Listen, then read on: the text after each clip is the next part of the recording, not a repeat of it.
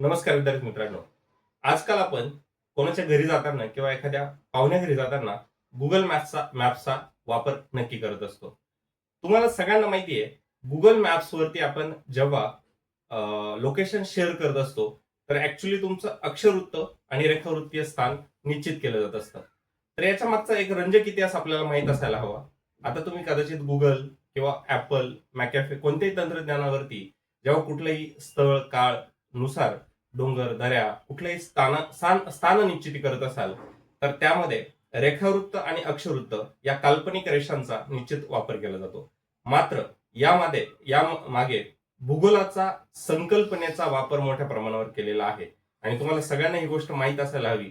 अक्षवृत्तीय रेषांचा वापर हा वेळ निश्चिती करण्यासाठी केला जात असतो आणि रेखावृत्तीय आपल्या ज्या काही रेषा आहे उभ्या, ज्यांना आपण लॉंगिट्यूड म्हणत असतो, त्याची स्थान निश्चिती करण्यासाठी ठरवली जात असते.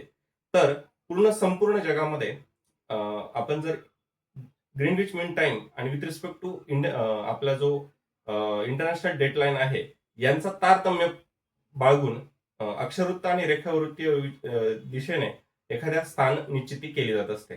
तर मला तुम्ही कमेंट बॉक्समध्ये सांगायचंय, एकूण रेखावृत्तांची संख्या किती आहे आणि वृत्तांची संख्या किती आहे?